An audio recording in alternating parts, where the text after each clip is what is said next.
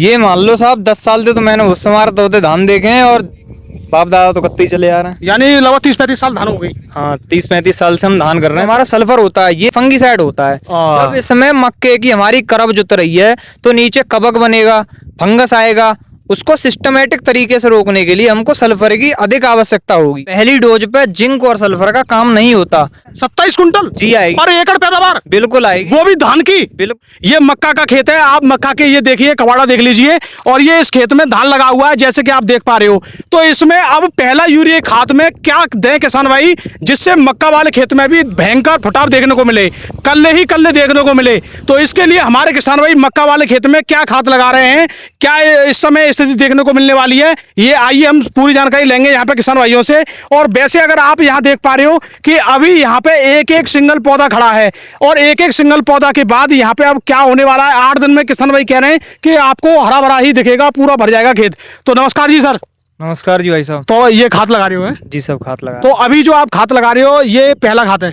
हाँ जी पहला ही खाद। तो अभी हम देख रहे हैं आपकी ये मक्का का खेत है ना? जी मक्का का खेत है साहब। तो इसको बोलते हैं मक्का की करब दोस्तों यहाँ पे। तो अच्छा एक बात बताइए, यहाँ पे अभी 1 मिनट बातचीत करनी है थोड़ी आपसे।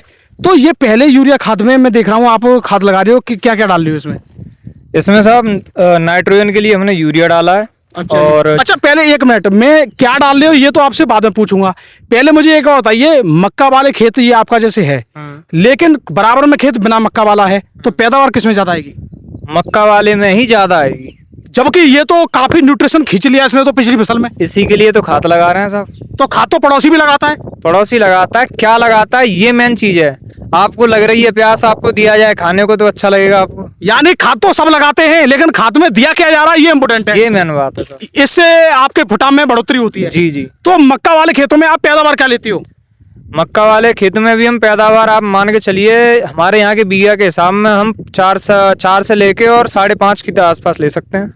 4 से लेकर और 5.5 कुंटल प्रति बीघा। जी साहब। एकड़ की बात करें तो लगभग 22-23 कुंटल से लेकर 26-27 कुंटल प्रति एकड़ बिल्कुल आ सकती है। एकड़ में 27 कुंटल तक अगर वातावरण सही रहे, एटमॉस्फेयर सही बना रहे तो बिल्कुल आ सकती है। 27 कुंटल जी आएगी। और एकड़ पैदावार बिल्कुल आएगी, वो भी धान की। बिल्कुल आएगी, मक्का के खेत में ही देख लेना।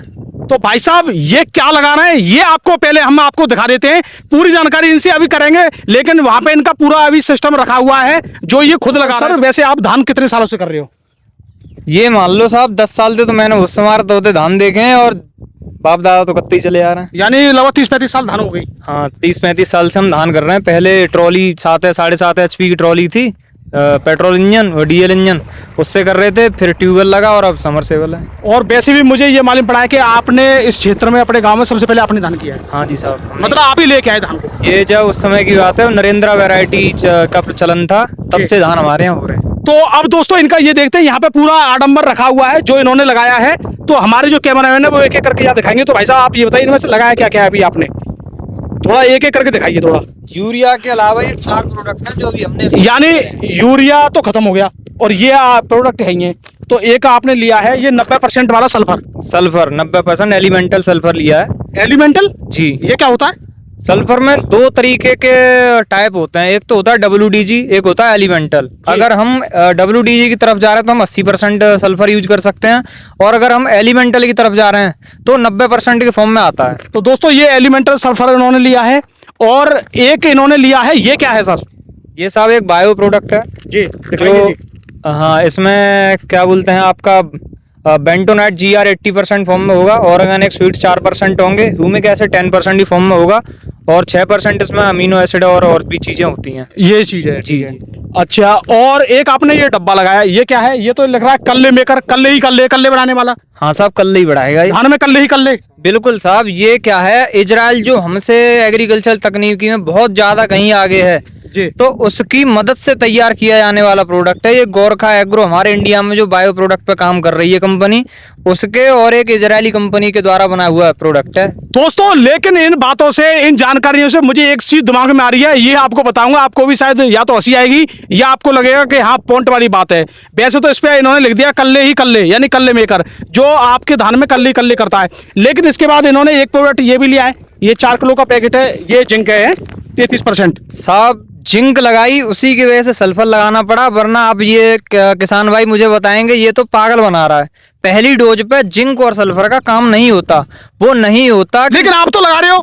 उसका कुछ ना कुछ रीजन है। रीजन ही बताइए ना। रीजन ये है कि आपने खेत देखा, कबाड़ा पड़ा हुआ है, मक्के की करब जोती है मैंने, ठीक है जी, उस वजह से मुझे इसमें जिंक लगानी पड़ी। ये मेन चीज मक्के का है। हाँ, नॉर्मल अगर खेत है तो आप पहली डोज में जिंक या सल्फर ना दें, कोई बात नहीं है।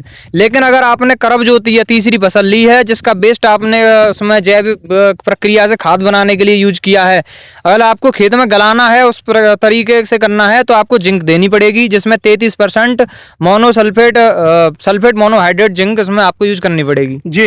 यानी 33% जिंक है, इसमें 15% सल्फर है जी साहब। और आपने 90% वाला भी सल्फर अलग से लिया है। वो इसलिए लिया है कि इस समय ये जो हमारा सल्फर होता है ये फंगीसाइड होता है। जब इसमें मक्के की हमारी करब जुत रही है तो नीचे कवक बनेगा, फंगस आएगा, उसको सिस्टमेटिक तरीके से रोकने के लिए हमको सल्फर की अधिक आवश्यकता होगी, तो हमने उस वजह से इसको डाला है।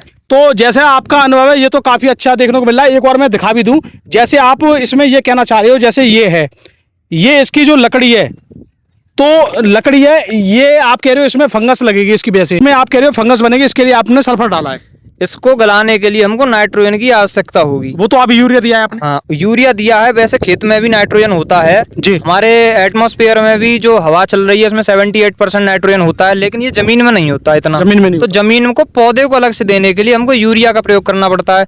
अब नाइट्रोजन और जिंक हमारी इसको प्रॉपर तरीके से गला पाए और साथ ही साथ जो हमारा पौधा है, हमारा जो प्लांट है वो अपनी अच्छी ग्रोथ पकड़ पाए, प्रमोटर चलता रहे उसमें, उस वजह से हमको इसमें अधिक सल्फर देने की। लेकिन मेरी एक बात यहाँ समझ में नहीं आई, ज्यादातर किसान भाइयों का दिमाग में ये सवाल चल रहा होगा कि मक्के वाले खेत में ज्यादातर दीमक आती है, लेकिन आपने दीमक के लिए तो कुछ ऐसा लगाया ही नहीं है। जो लगाया है आपने या तो फंगस के लिए, चलो मान लो आपने सल्फर दे दी और बाकी आपने न्यूट्रिशन दे दी, इसमें वो कहाँ है कीटनाशक वगैरह या दीमक के लिए? मैंने इसमें आज ऐसा क्यों नहीं लगाया? बिल्कुल लगाएंगे साहब, आपकी बात बड़ी है, बहुत आपको जानकारी भी है इस चीज की। आज मैंने अगर इसमें खाद दिया है तो मेरा इसमें पानी देने का जो समय रहेगा वो 24 घंटे बाद का रहेगा।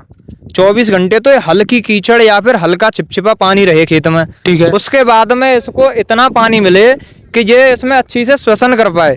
तो पानी के साथ में जब मैं इसमें चलाऊंगा तो इसमें इंसेक्टिसाइड क्लोरोपायरोफेस और साइपरमेथ्रिन का एक 45 और 5% का टेक्निकल मैं इसमें पानी के साथ डालूंगा। अच्छा, इसका कुछ रीजन मान रहे हो कि यूरिया दो तरीके से आप बता रहे हो। एक तो ये होता है कि काफी लोग भर लेते हैं खेत को, उसमें यूरिया डालते हैं, लेकिन आप कह रहे हो कि मेरे खेत में पानी नहीं होना चाहिए, चिपचिपा होना चाहिए, कीचड़ होनी चाहिए। चिपचिपा होना, इसमें अंतर क्या है? क्या मतलब अगर मान लो पानी भरा रहता तो आप इंतजार करते 1-2 दिन का कि और सूख जाए? बिल्कुल तो बिल्कुल। ऐसा क्या है? ऐसा ये है, पानी में क्या है कि जो नाइट्रोजन होता है वो डिकॉन्ट्रैक्टराइज होता है, मतलब चीजों को तोड़ने के लिए इस्तेमाल होता है जी। अब ये पानी में अगर तैरता रहेगा तो नाइट्रोजन बहुत ज्यादा बाहर बांस बन के भी उड़ जाएगा। कहने का मतलब अगर आप एक कट्टा डाल लियो तो आधा ही काम करेगा, मान सकते हैं, और बाकी वेस्ट जाएगा। बाकी बेस्ट। अब आपने कीचड़ में डाल दिया तो ये क्या है, सतह जो है ऊपर की उसमें कहीं ना कहीं एब्जॉर्ब हो जाएगा, और जब मैं इसमें पानी दूंगा तो वो एक ऐसी परत बना लेगा जो सिर्फ जमीन में और पौधे के काम आएगी, ना कि वेस्ट जाएगी। वेस्ट नहीं जाएगा, यानी वाष्प नहीं हो पाएगा। जी बिल्कुल। तो आपने काफी अच्छी जानकारी दी है, और लेकिन सबसे बड़ी बात है, मैं अभी आपकी बात से इसलिए संतुष्ट नहीं हो पा रहा हूं क्योंकि मुझे देखना है रिजल्ट। या तो मैं आपकी खेती को बहुत पहले से देख रहा हूं, लेकिन बताया ये जा रहा है जैसे जिस तरीके से आप बता रहे हो कि मैं 27 कुंटल एकड़ तक की पैदावार लेता हूं इसी मक्का वाले खेतों में।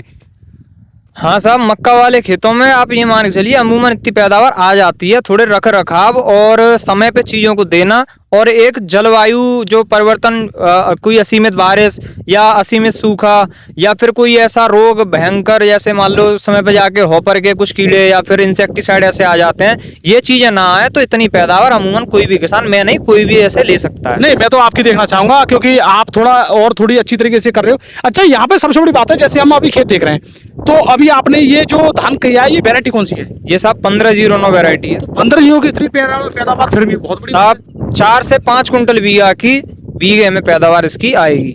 एकड़ में बताइए। एकड़ में अगर मैं बताऊं तो आपको 25 कुंटल से प्लस में 2 या माइनस 2 आ सकती है। चलो जी, बड़ी बात है। अब दोस्तों सबसे बड़ी बात है, इनका रिजल्ट भी हमें देखना है। हमें पहले तो ये देखना है कि ये खेत जो हम देख रहे हैं ये अगले 8 से 10 दिन बाद इसमें क्या कंडीशन होने वाली है, कितना फुटाव होने वाला है, ये हमें आगे समय आप पहले तो मैं इसके आपको फोटो वीडियो जरूर दिखा रहा हूं, जिससे आप देख लीजिए अभी क्या स्थिति है, अगले 10 दिन बाद क्या स्थिति होने वाली है, जिससे आपको भी आइडिया लग जाए कि मक्का वाले खेतों में भी कितना फटाफ किया जा सकता है।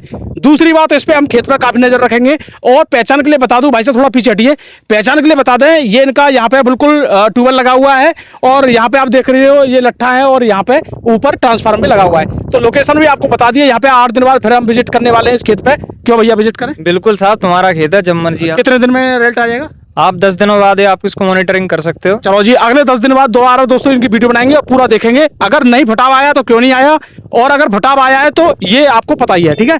तो दोस्तों हमारा वीडियो देखने के लिए धन्यवाद, नमस्कार।